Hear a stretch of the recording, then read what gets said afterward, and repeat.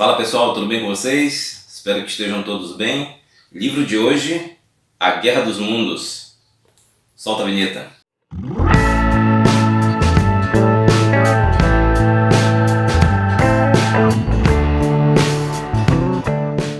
A Guerra dos Mundos foi escrito por Herbert George Wells, mais conhecido como H.G. Wells, e publicado originalmente na Inglaterra em 1898. H.G. Wells foi um escritor, jornalista, professor e historiador britânico, nascido em 1866 e veio a falecer em 1946.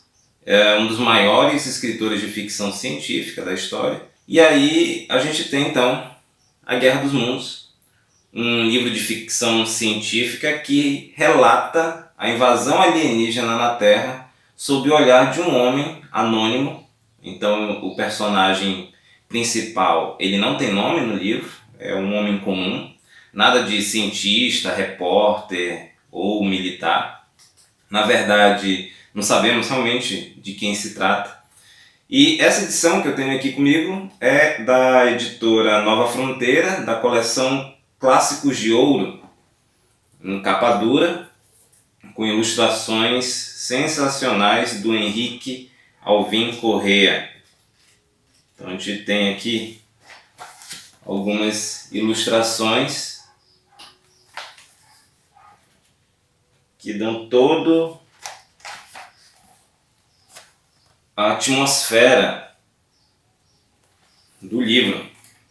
Então essas ilustrações auxiliam, facilitam ao leitor experienciar, ter ali uma forma de se engajar na atmosfera do livro.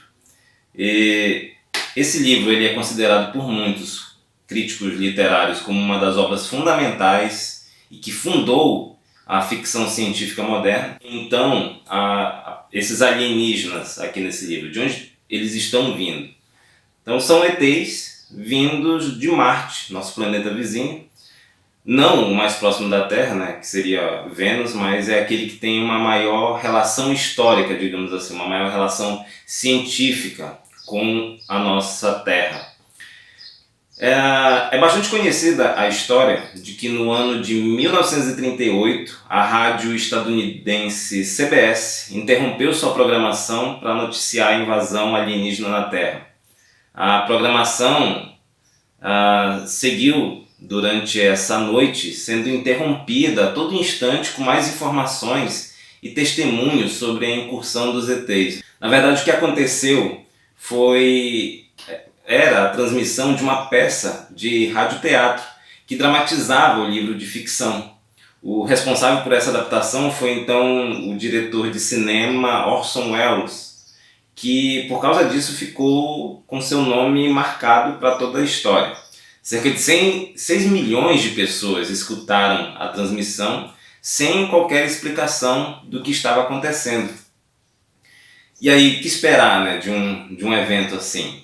Pânico generalizado. A imprensa relata que as pessoas entraram em pânico, foram às ruas por ter entendido que realmente se tratava de uma notícia real, de que aquilo realmente estava acontecendo.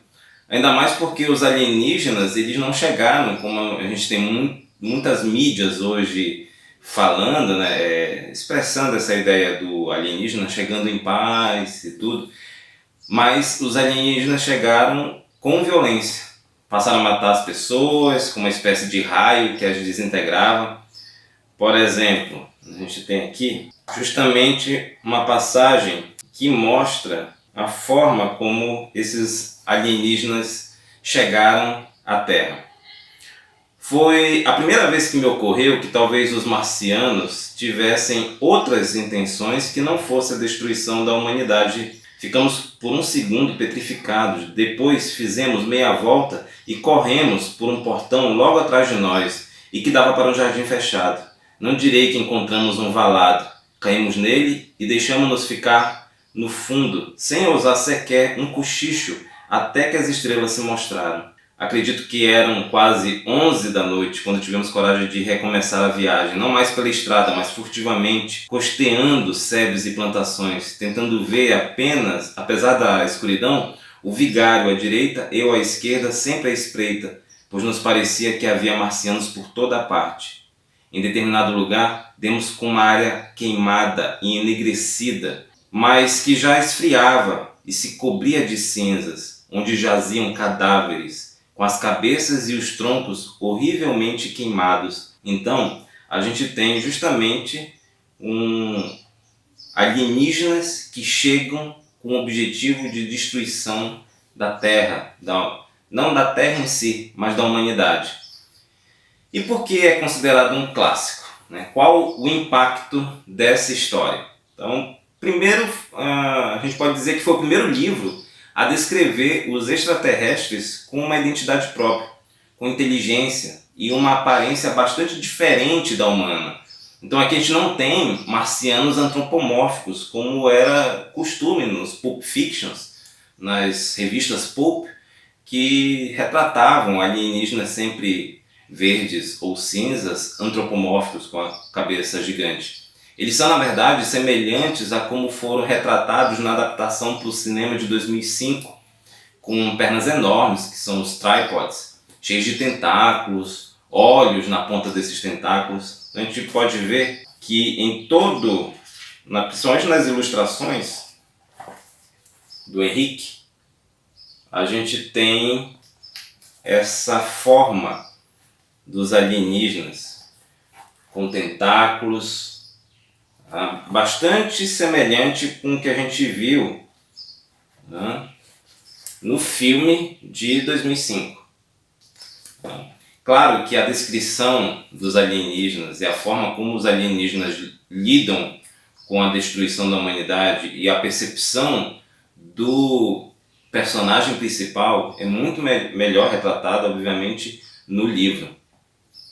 O autor ele parece tecer também uma crítica ao imperialismo europeu. Por exemplo, na conquista das Américas e em outros eventos em que o poderio da Europa é alienígena e de uma força militar devastadora, a gente tem então que essa força que chega naquele novo ambiente é uma força alienígena. São alienígenas e tem um poderio enorme que aquelas pessoas que entram em contato com aqueles que são extraterrestres não têm sequer força para combatê-los. Outro paralelo bastante interessante que ele traça é em relação à força, né, como eu falei, entre humanos e marcianos. Então é interessante que ele coloca que nós seríamos como formigas ou abelhas diante daquela enormidade invasora. O nível de consciência também é diferente e essa diferença seria o mesmo que comparar nós aos insetos. Não há comunicação ou entendimento quando, por exemplo, a gente quebra ou destrói um formigueiro, né? Quem nunca fez isso quando criança? A gente só vê uma porção de formigas correndo de um lado para o outro e seria mais ou menos isso que os marcianos estariam vendo, né?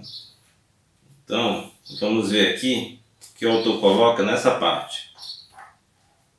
Sem dúvida, o pensamento central na maior parte dos cérebros que participava daquela vigília era o mesmo que me deixava perplexo.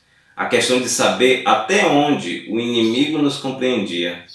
Eles faziam ideia de que somos milhões de indivíduos organizados, disciplinados, capazes de um esforço comum? Ou interpretavam nossos tiros esparsos, as explosões súbitas, os repetidos ataques ao seu acampamento, tal como nós interpretaríamos numa colmeia em que alguém mexeu o furioso e unânime ataque das abelhas? Estariam convencidos de que poderiam nos exterminar? Então ele faz essa relação interessante entre nós e insetos. Seria mais ou menos isso, a relação entre os alienígenas e a gente, né, e a humanidade. Existe um ponto do livro que o H.G. Wells flerta com a questão da eugenia, onde um personagem argumenta a possibilidade de fazer a espécie humana renascer nos esgotos de Londres. Porém, só os melhores, né, membros da população poderiam adentrar nesses refúgios. Então ele coloca uma possibilidade diante de de uma invasão alienígena do ressurgimento da espécie humana através de um processo eugênico. Olha o que o personagem coloca. Há também os túneis, os metrôs, hein? Você começa a ver o alcance da coisa? Formaremos um bando, todos homens vigorosos e inteligentes. Não aceitaremos qualquer um. Para os fracalhões, distância. Por isso me expulsava há pouco, disse o nosso protagonista. E aí continua aqui o outro personagem, que é um militar. Bem, eu tentei negociar, não foi? Não vamos brigar por causa disso. Os que ficarem terão de obedecer.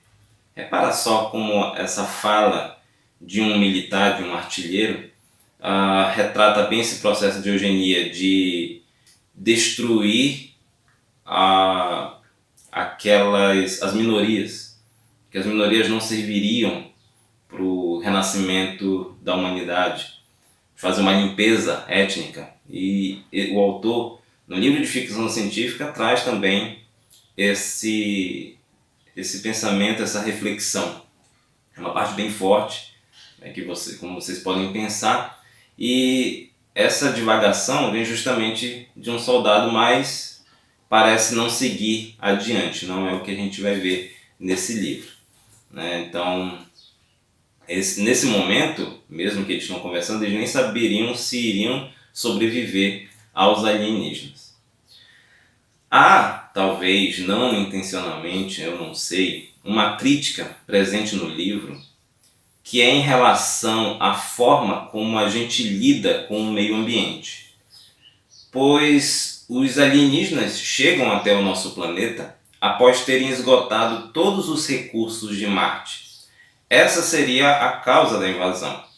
E aí vem a grande questão do livro. Como que diante dessa força tão destrutiva, que nem nossas maiores e melhores armas conseguem destruir, nós vencemos? Então, como é que termina esse livro? Será que a gente venceu? Parece que a gente venceu porque a história é contada, é narrada como um evento que se passou na Terra.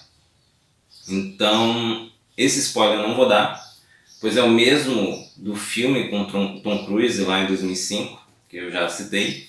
Então, se você ainda não leu o livro, nem viu o filme, recomendo que o faça.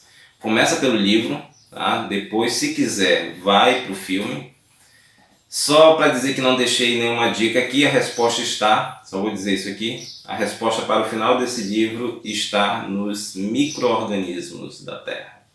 Uma sacada genial, bastante fora do padrão, né? Então seria esperado que a resolução dos conflitos, normalmente a resolução de um conflito, ela é baseada na força, mas não é o que a gente vê nesse livro aqui. Guerra dos Mundos, do H.G. Wells, é a recomendação de hoje. Se você quiser, links aí na descrição. Espero que tenha gostado desse vídeo, deixe seu like, compartilhe com seus amigos, se inscreva no canal se ainda não é inscrito, assine as notificações para ficar sabendo sempre que eu posto vídeos novos por aqui, toda semana. Muito obrigado por ficar comigo até aqui, um grande abraço e até!